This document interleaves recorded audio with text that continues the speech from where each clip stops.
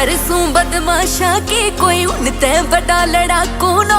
Professional गुंडे हम भी चंबल आले डाकू ना। तेरी नासा पे कुट लागेंगे, तेरे पंजा पे लठ लागेंगे, पिस्तौल के बट लागेंगे, तू करा नमस्ते पड़ा पड़ा। तने धोलिया कह ले जाऊंगा, तन बहू बना के ले जाऊंगा, तने घर तक ठा के ले जाऊंगा, तेरा देखे गुड़बा खड़ा खड़ा।